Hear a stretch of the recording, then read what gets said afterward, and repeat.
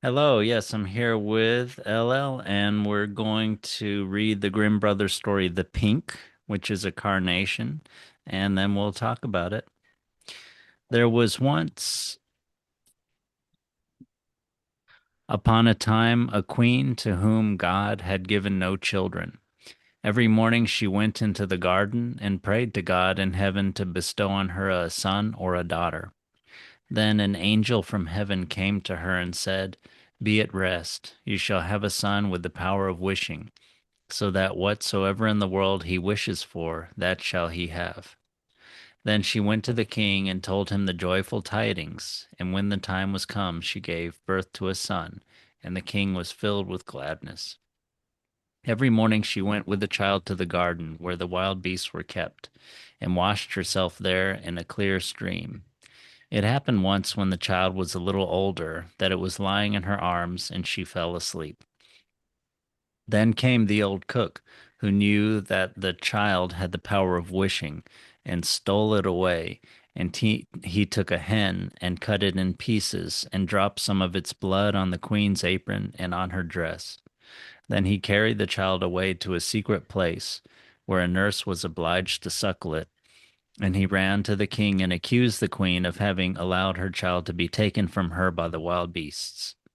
When the king saw the blood on her apron, he believed this, fell into such a passion that he ordered a high tower to be built, in which neither sun nor moon could be seen, and had his wife put up into it, and walled up. Here she was to stay for 7 years without meat or drink, and die of hunger. But God sent two angels from heaven in the shape of white doves, which flew to her twice a day, and carried her food until the 7 years were over. The cook, however, thought to himself, If the child has a power of wishing, and I am here, he might very easily get me into trouble. So he left the palace and went to the boy, who was already big enough to speak, and said to him, Wish for a beautiful palace for yourself with a garden, and all else that pertains to it. Scarcely were the words out of the boy's mouth, when everything was there that he had wished for. After a while, the cook said to him, It is not well for you to be so alone. Wish for a pretty girl as a companion.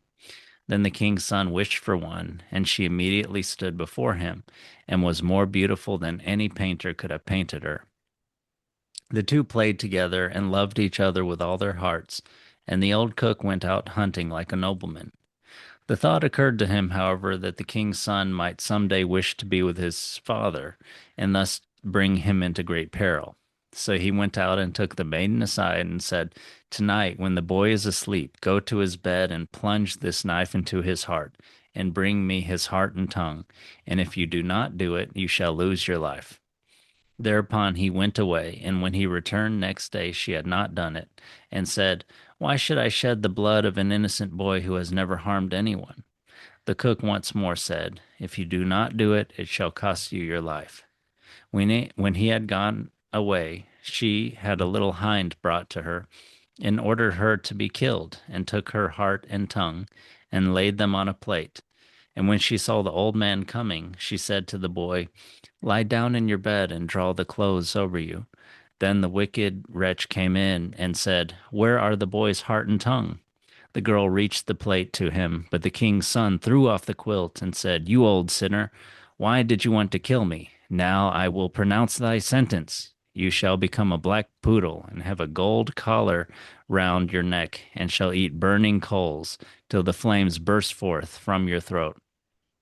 And when he had spoken these words, the old man was changed into a poodle dog, and had a gold collar round his neck. And the cooks were ordered to bring up some live coals, and these he ate until the flames broke forth from his throat. The king's son remained there a short while longer, and he thought of his mother, and wondered if she were still alive. At length he said to the maiden, I will go home to my own country. If you will go with me, I will provide for you. Ah, she replied, the way is so long, and what shall I do in a strange land where I am unknown? And as she did not seem quite willing, and as they could not be parted from each other, he wished that she might be changed into a beautiful pink, and took her with him. Then he went away to his own country, and the poodle had to run after him. He went to the tower in which his mother was confined, and as it was so high, he wished for a ladder which would reach up to the very top. Then he mounted up and looked inside and cried, "Beloved mother, Lady Queen, are you still alive or are you dead?" She answered, "I have just eaten and am still satisfied," for she thought the angels were there. Said he, "I am your dear son, whom the wild beasts were said to have torn from your arms. But I am alive still and will soon set you free."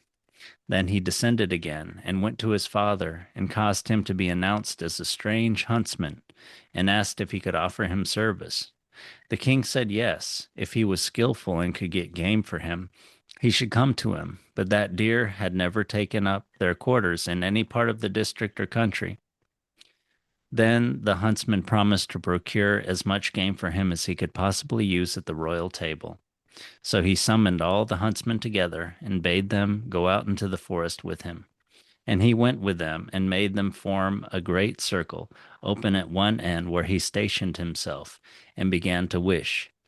200 deer and more came running inside the circle at once, and the huntsman shot them.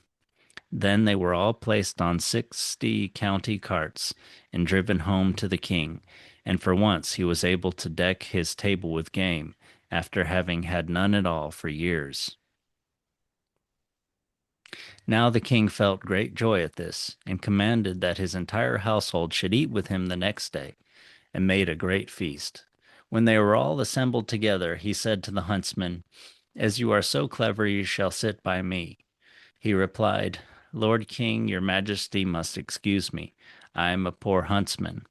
But the king insisted on it and said, "You shall sit by me," until he did it. Whilst he was sitting there, he thought of his dearest mother, and wished that one of the king's principal servants would begin to speak of her, and would ask how it was faring with the queen in the tower, and if she were alive still, or had perished. Hardly had he formed the wish than the marshal began, and said, "Your Majesty, we live joyously here, but how is the queen living in the tower? Is she still alive, or has she died?" But the king replied, "She let my dear son be torn to pieces by wild beasts. I will not have her named." Then the huntsman arose and said, "Gracious Lord, Father, she is still alive, and I am her son, and I was not carried away by the wild beasts, but by that wretch old cook, who tore me from her arms when she was when she was asleep, and sprinkled her apron with the blood of a chicken." Thereupon he took the dog with the golden collar and said, "That is the wretch," and caused live coals to be brought, and these the dog was compelled to devour before the sight of all, until flames burst forth from its throat. On this the huntsman asked the king if he would like to see the dog in his true shape, and wished him back into the form of an old cook, in which he stood immediately, with his white apron and his knife by his side. When the king saw him, he fell into a passion and ordered him to be cast into the deepest dungeon. Then the huntsman spoke further and said, "Father, will you see the maiden who brought me up so tenderly and who was afterwards to murder me, but did not do it, though her own life depended on it?" The king replied, "Yes, I would like to see her." The son said, "Most gracious father, I will show her to you in the form of a beautiful flower." And he thrust his hand into his pocket and brought forth the pink and placed it on the royal table. And it was so beautiful that the king had never seen one to equal it. Then the king said, "Now will I show her to you in her own form," and wished that she might become a maiden. And she stood there looking so beautiful that no painter could have made her look more so. And the king sent 2 waiting maids and 2 attendants into the tower to fetch the queen and bring her to the royal table. But when she was led in, she ate nothing and said, "The gracious and merciful God who has supported me in the tower will soon set me free." She lived 3 more days and then died happily. And when she was buried, the 2 white doves, which had brought her food to the tower and were angels of heaven, followed her body and seated themselves on her grave. The aged king ordered the cook to be torn in four pieces, but grief consumed the king's own heart, and he soon died. His son married the beautiful maiden whom he had brought with him as a flower in his pocket, and whether they are still alive or not is known to God. So that was The Pink by the Grimm's brothers. Um, do you have thoughts about it that you'd like to share first before we start going through it line by line? Mm,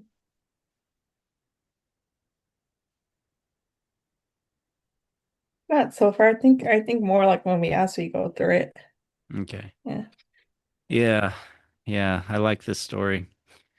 Yeah, Um, me too. so it starts off in a typical way, like, right, the queen doesn't have any children and she gives some kind of wish, in this case, explicitly a prayer, to have a son or daughter. And then yeah, angels come to her and they tell her, you will have a son, but you will have one with the power of wishing, which is sort of like the beginning of maybe a Greek tragedy or something like that.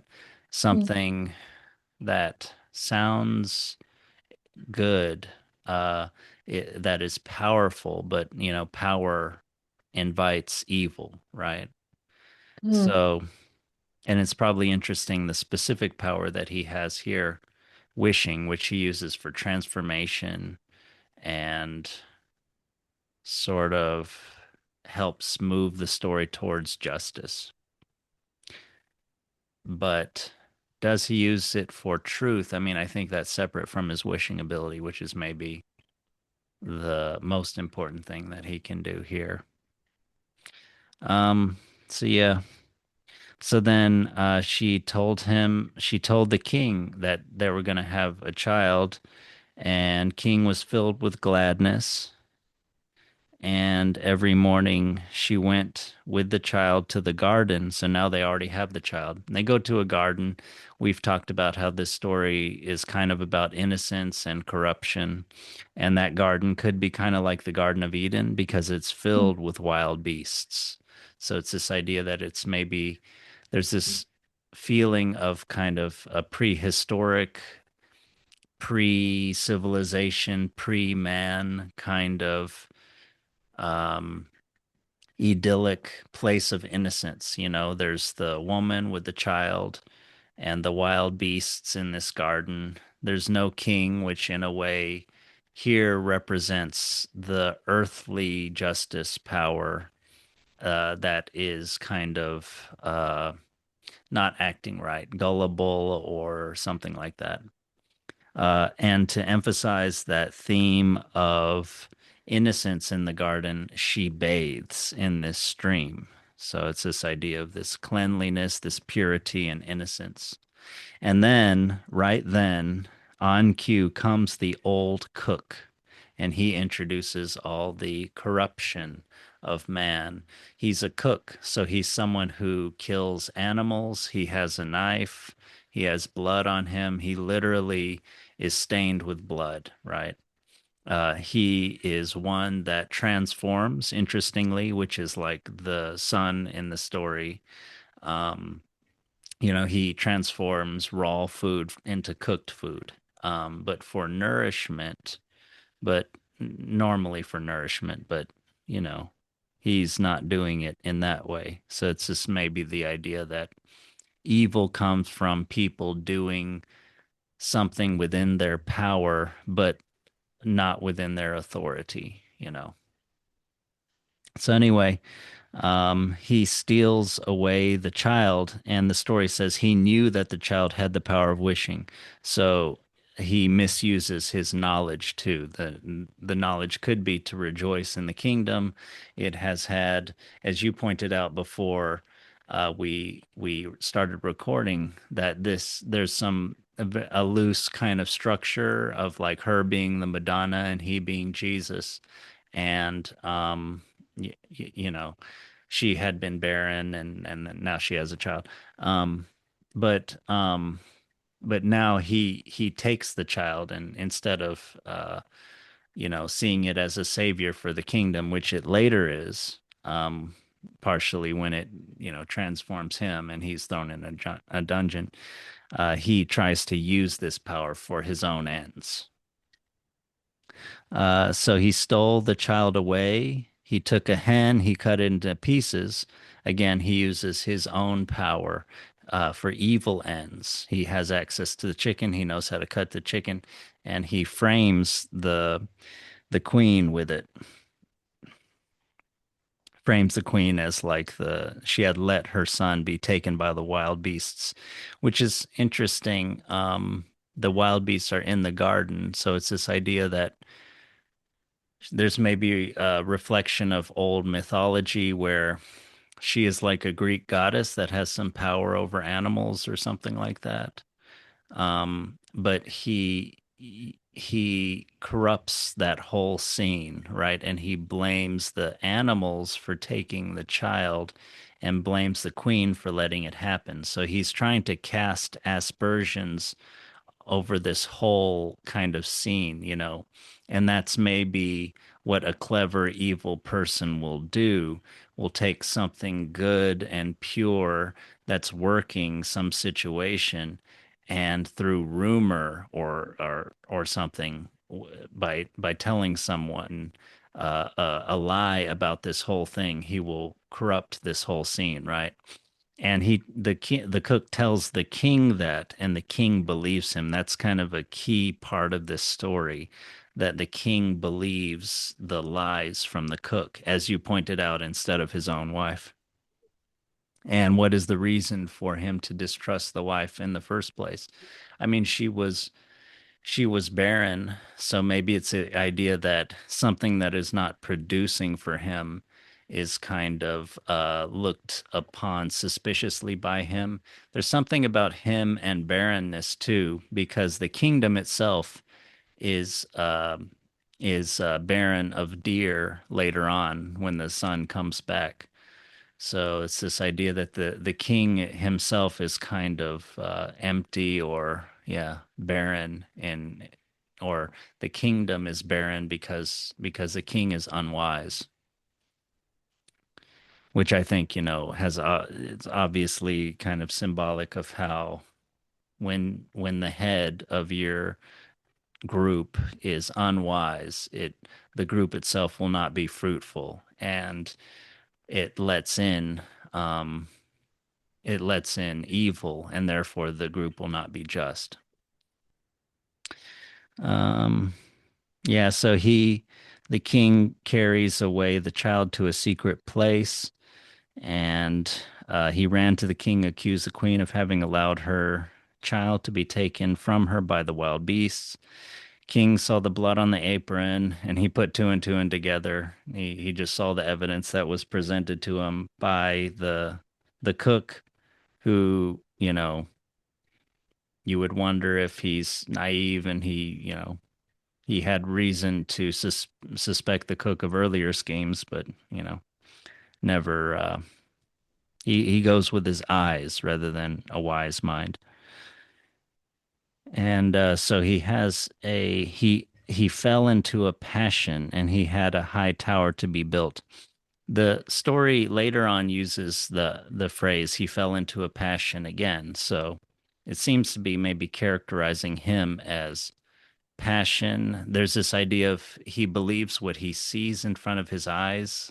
There's a big show later on of how the his son will transform the carnation in front of him, will show him the poodle. It's this idea that the king maybe just believes what's in front of his eyes. He doesn't have this kind of inner wisdom, this gravitas. So he has a high tower to be built, has a high tower built, and puts and the sun and the moon cannot be seen there. It's this idea that she's put up in a tower, and she's close to heaven in a way, but it's more like she's just isolated because she cannot see the sun or the moon. So she's isolated from the heavens, and she's isolated from the earth, the nurturing earth. She herself was previously associated with the garden and the stream and everything. she had a child and she's denatured. There's again this idea of nature in the story and getting away from nature, first with the cook and now being in the tower. So yeah, she was to stay there 7 years, which is kind of a complete number. It's like a cycle, um, without meat or drink. So again, this idea of barrenness or lack of food, which happens a lot in this story. The cook is the villain. The cook is supposed to bring you food, but here he actually kills things and takes things. Nobody's doing their job in this country, Lisette. So you have to have the king. You have to have the son brought by God, who can make wishes, who kind of sets everything aright, which is again like what you said about this son being kind of like Jesus, redeeming everyone else. But, God sustains her by sending two angels in the shape of white doves, which flew to her twice a day.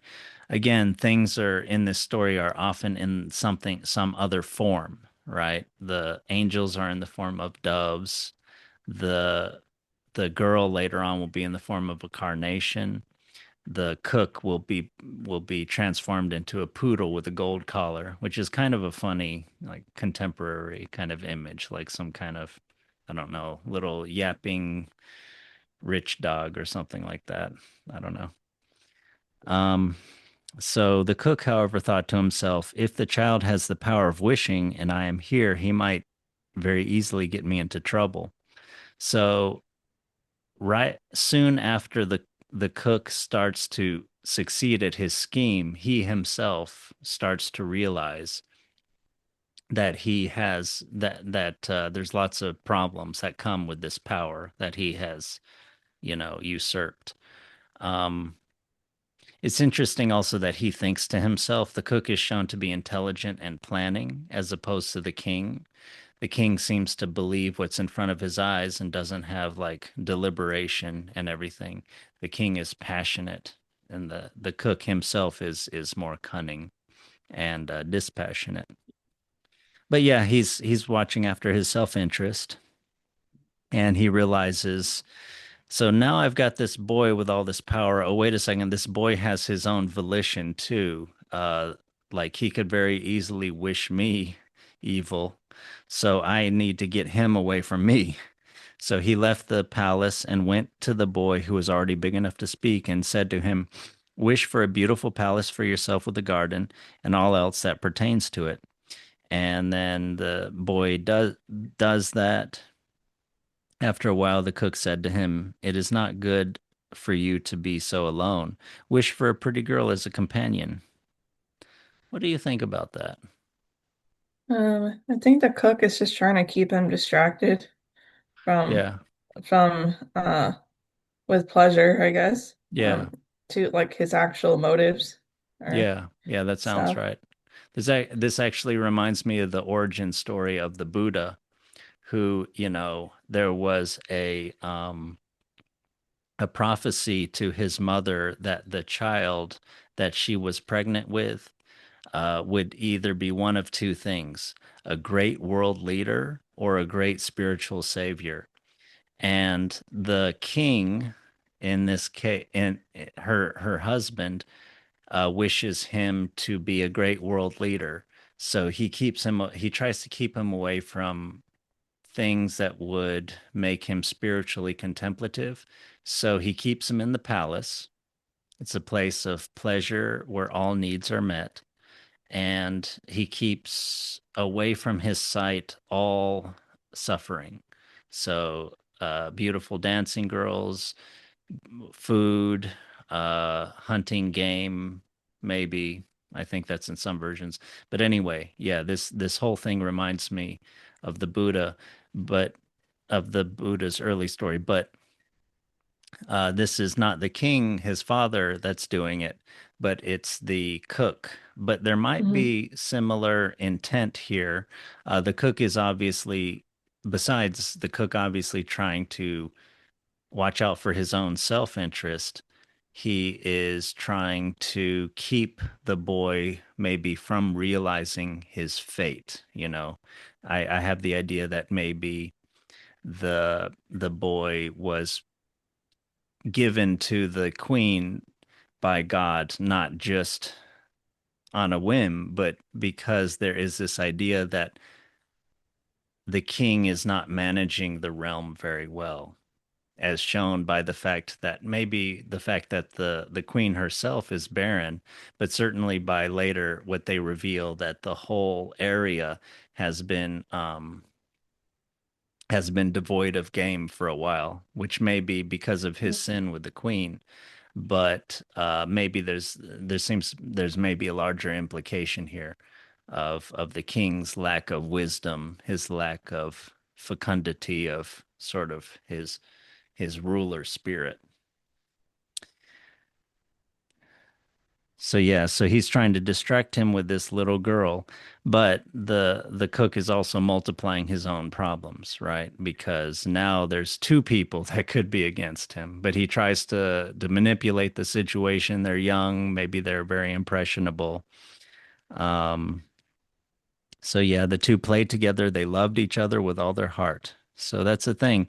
This natural good attachment comes up just like with the queen and her son at the beginning in the garden.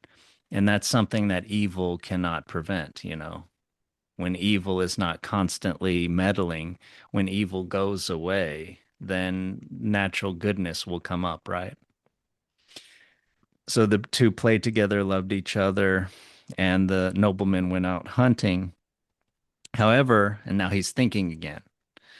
However, the thought occurred to him that the king's son might someday wish to be with his father, and thus to bring him into great peril.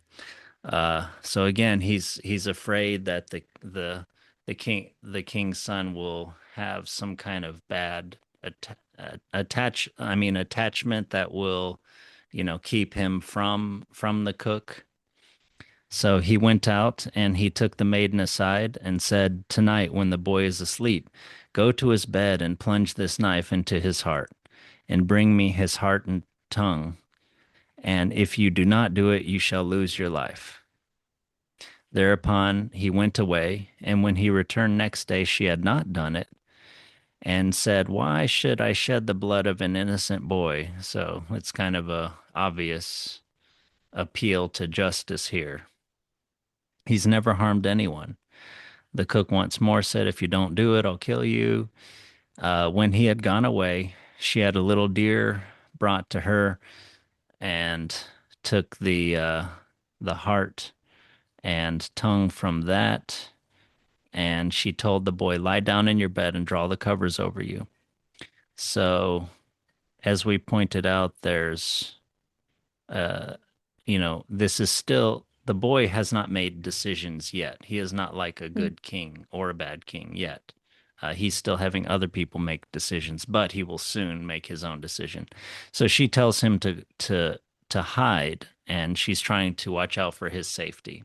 But then the wicked wretch came in and said, "Where's the boy heart and tongue?" The girl reached the plate to him with the ones from the deer, but now the king's son threw off the quilt. And this is the first time he makes his own decision, right? And this doesn't have to do Mhm. with wishing yet, right? This is him showing his true kingly nature of courage, making decisions, passing judgment of justice. Uh, Onto this the cook. "You old sinner, why did you want to kill me? Now I will pronounce your sentence. You shall become a black poodle." It is kind of funny to think like it's this little boy like, "I'm going to pronounce your sentence. You're a sinner. You shall become a black poodle." We talked about why he's a poodle. We still can't really figure that one out, which is kind of Mhm. funny.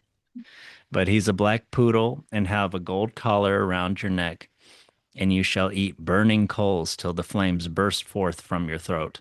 We had talked about how this is kind of an image of a dragon. Dragon can be and it's a chimeric animal. It can be the idea that something is wrong in the kingdom, there's an imbalance. There's, it can be a symbol of greed or something like that. I think it might be more simple here of being kind of just this is an image of hellfire, right? So he it's a black poodle. It has to eat coals and then spit out fire. It's this kind of testament in the story to like the damnation of the cook. And again, as we talked about, he's the boy's wishing is primarily for transformation of the story, having to do with justice or deep kind of overall transformations in the whole society, right? So this first one, he's containing the cook who has caused all this mischief and brought out the weakness of the king.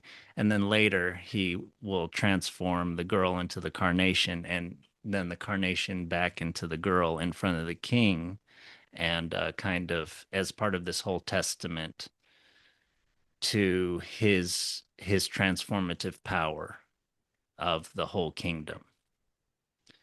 Um, Yeah, and so the cooks were ordered to bring up some live coals, and these he ate until the flames broke forth from his throat. And the king's son remained there a short while longer, thought of his mother, wondered if she was still alive.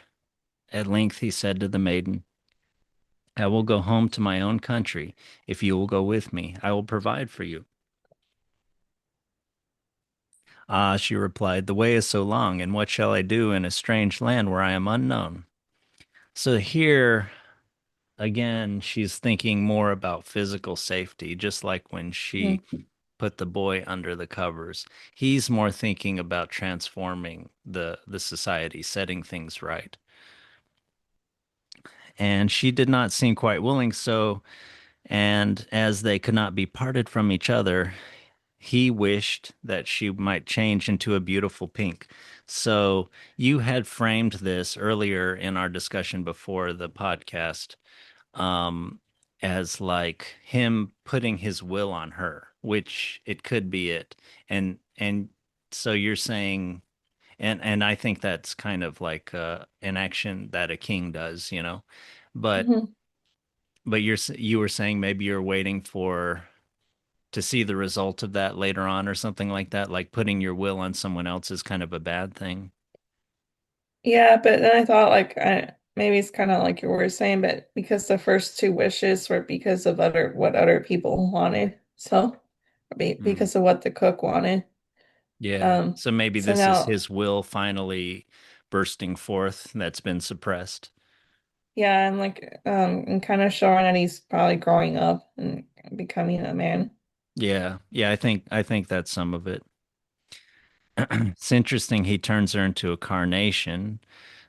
Carnations were originally flesh colored, the Latin carne, meat. Um, and these are often given on Mother's Day. But there's this sort of femininity to them. They're like a symbol of purity, which is a big theme in this story. And he is possibly protecting her from whatever could befall her in this kingdom when he is away from her. He obviously has this power of wishing that can be very strong in protecting her. They're very, they love each other. And he keeps her close to his person. He keeps her in his pocket. So he's like protecting her as he goes out. But anyway, yeah, this is a turning point in the story. He is contained beauty and excuse me, contained evil and also contained the beauty of the carnation. So it's interesting. I shouldn't say contained evil, but he's like controlling evil, right? It's on a collar. Um, and then the next detail is funny. He went away to his own country and the poodle had to run after him. I thought that was funny. Like he's definitely kind of dominating and kind of tormenting this little poodle at this point. It had to run after him, it's like having a hard time kind of keeping up with him. And And he went into I, the tower in which his mother was confined, and it was so high he wished for a ladder. I think there's some kind of Jacob's ladder or something. I don't know in the Bible. Do you know about that? Mm, like you said, a ladder? Hmm. I don't To go up to remember. the tower. But anyway, there's this image of him sort of, he comes up from the bed and confronts the evil. There's this almost like resurrection, right? Coming up from like a dead position. And then he's going out, and this idea of going out into the world from like the palace. So it's making your way in the world, as you're saying, when he's becoming more mature. And now he's going up, right? To meet with his mother, to meet with like purity and goodness and the original intent that led to his birth when she had wished for him to be born. So he goes up in a ladder, and it's interesting that when he calls to her, beloved mother, Lady Queen, are you still alive or are you dead? So he's calling out and he's trying to find something out. He's curious. He's not willing anything. So he's asking a question. And then the mother actually does not recognize him, which is interesting because this often happens in stories. The boy goes out, he changes, he comes back, he's not recognized by his family. Um, and later on in the story, when he goes to meet his father, he is also not recognized. And he dresses up as a huntsman to get close with the king, which is like a story I did with Ian, the 12 Huntsmen, where someone to get into contact with a king who has forgotten them, and that was kind of a bad forgetting. They dress up as a huntsman. But anyway, um, she answered, I have just eaten and am still satisfied, for she thought the angels were there. There's almost this idea that she's on her deathbed. It's like Hmm. you're old, you have no appetite anymore.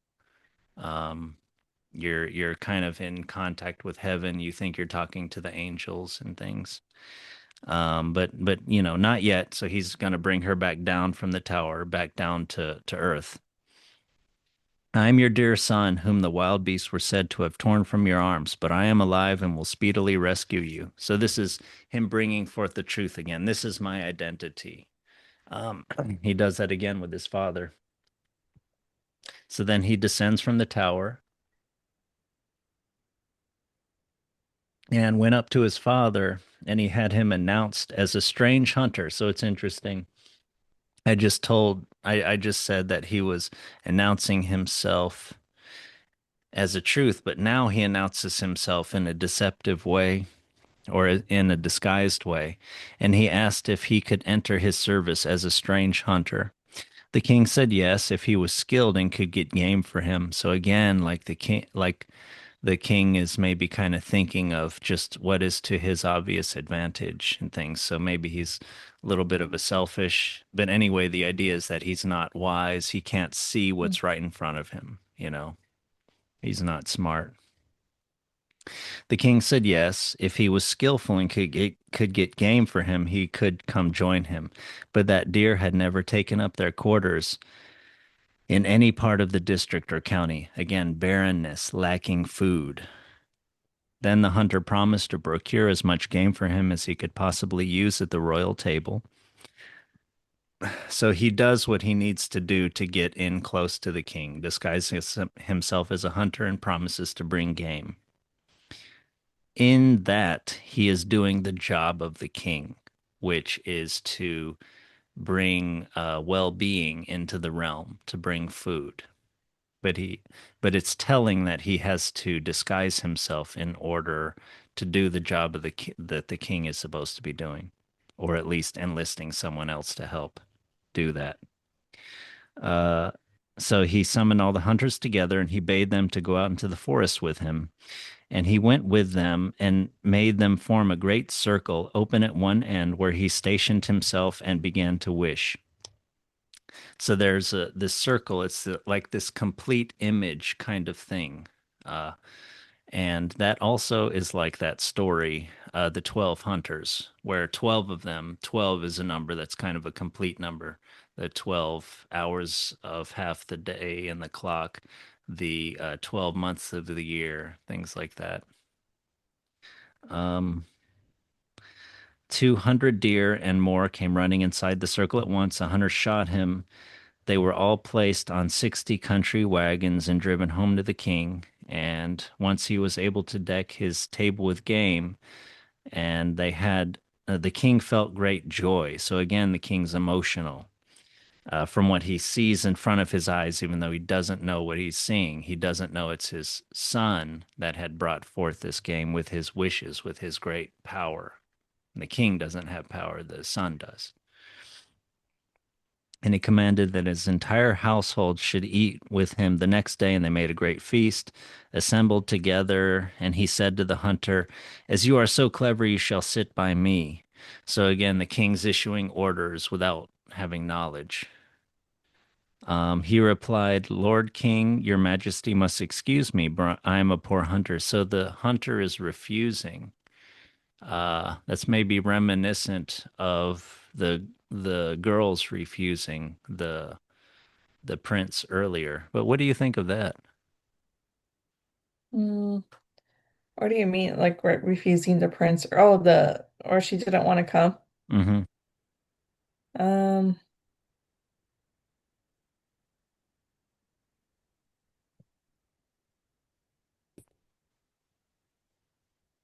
Yeah, I'm not sure either, but the refusal is associated with some kind of disguise.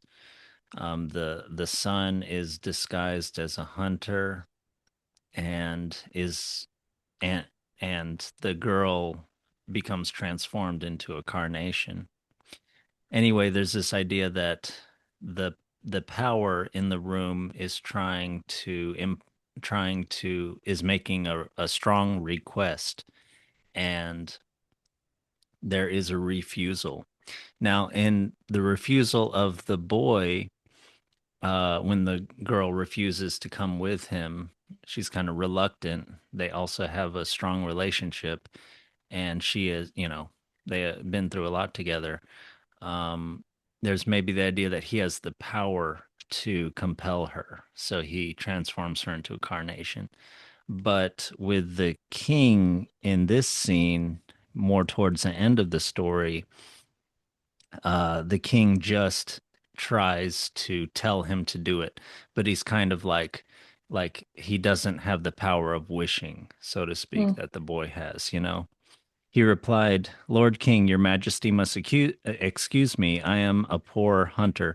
But the king insisted and said, "You shall sit by me," until he did. So it's this idea he's like just almost making an awkward situation. Like, you got to come sit next to me. He's like just insisting, mm, right? It's the idea again, the king doesn't have power with his words like the boy does, which is they're complete opposites, right? The boy says something, it happens. The king says something, nothing happens, right? He's barren.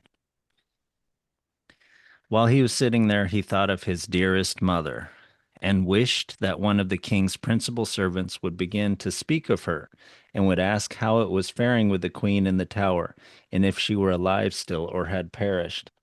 What do you think about that? Like that he starts to instead of just bringing it up himself, he has like someone else bring it up. mm. I think it gives him the opportunity to start talking about it without seeming to have brought it up. And then if you seem to bring it up, you could bring suspicion on yourself, you know, and especially as this is kind of a dumb king. Yeah, so I thought that, I mean, for practical reasons, just to appear polite, but uh, Yeah. or I mean, I think that's part of it too. I think we're both saying yeah. something that's complimentary. Um, Hardly had he formed the wish than the marshal began, "Your Majesty, we live joyously here, but how is the queen living in the tower? Is she alive still, or has she died?" And the king replied, "She let my dear son be torn to pieces. I will not have her named." Then the hunter arose and said, "Gracious Lord Father," so this is where the big reveal.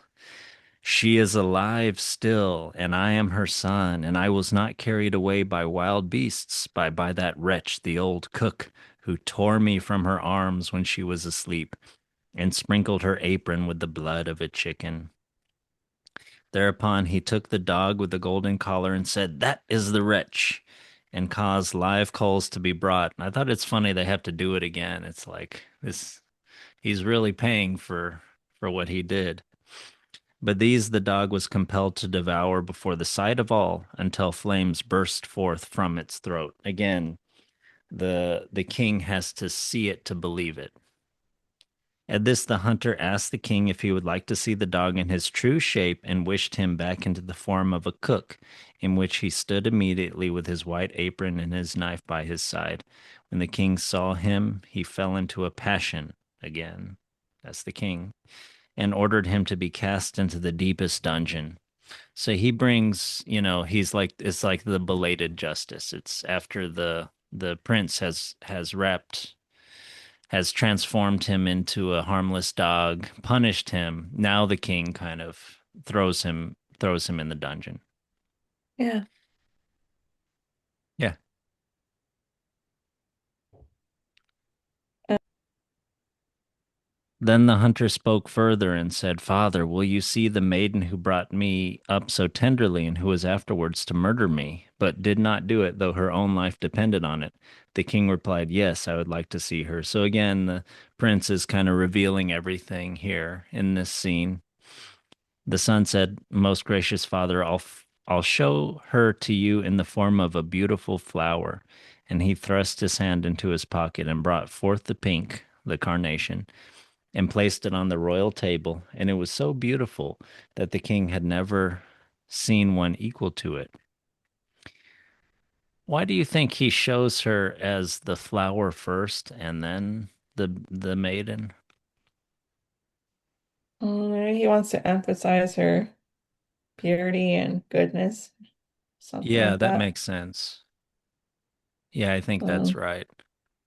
Yeah, it's like showing her in her pure form or purity, and maybe also to show his power of transformation. mhm, Prove, I mean, this whole scene is partially about showing, not just showing the truth, but showing the proof. So the boy announces himself. I am the boy who was said to have been torn apart, stolen by wild beasts. Here I am. This is me. This is the proof. Here's the cook. We're punishing him with the live coals.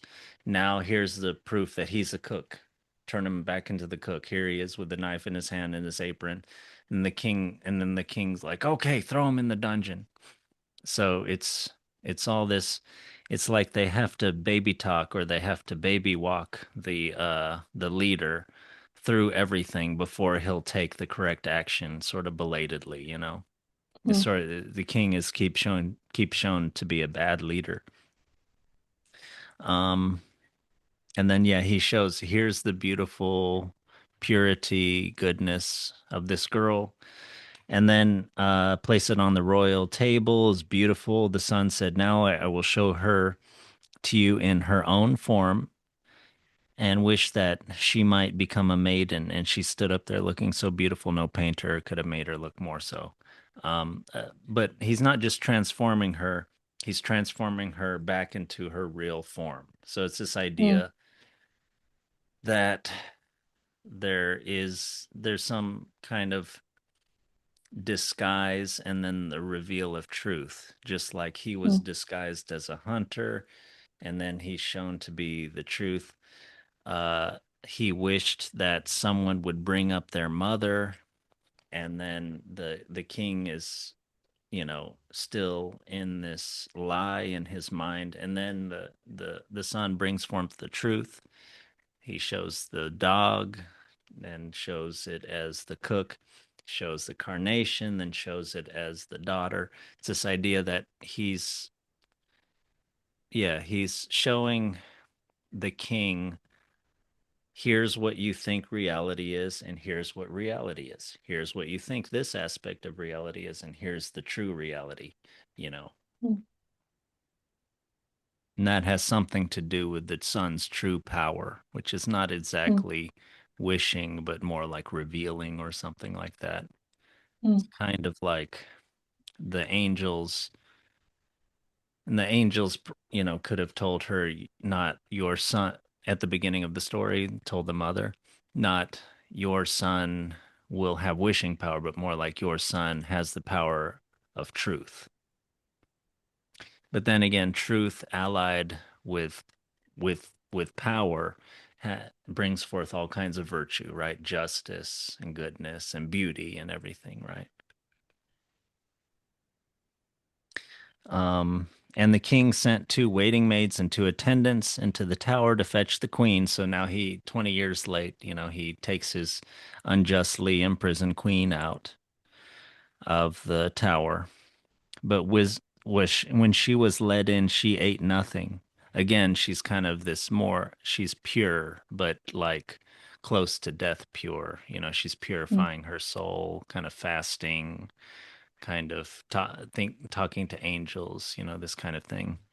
And she said, "The gracious and merciful God who has supported me in the tower will speedily release me." It's interesting. She says, "Gracious and merciful God." I mean, you know, she was brought this child and immediately had heartache for 20 years or whatever, the wondering what happened to the kid and everything. But she's still thankful to God for what she has. She did have the child and she was sustained despite the injustice in her life, you know, by God, with the angels that brought her the food in the tower. She lived 3 days more and then died happily. And when she was buried, the two white doves, which had brought her food to the tower and were angels of heaven, followed her body and seated themselves on her grave. Yeah, yeah, she's still thankful and she's still happy. It shows again the purity of her soul, the cleanliness. The She's in the tower. Even though she can't see the moon and the heaven, she still communicates with heaven, through the doves. And the aged king, different image. They don't mention the queen as being aged. The king is aged, and he ordered the cook to be torn into four pieces. So again, he's in a passion, right? But grief consumed the king's own heart, and he soon died. His son married the beautiful maiden whom he had brought with him as a flower in his pocket, and whether they are still alive or not is known to God. Yeah, I thought that you and I both talked about how that ending is different. There's a mystery there. It's not they lived happily ever after or something like that. Mm. We don't know what their fate is. So that's again maybe like a softened version of like a tragedy, which this story kind of has the structure of. Yeah,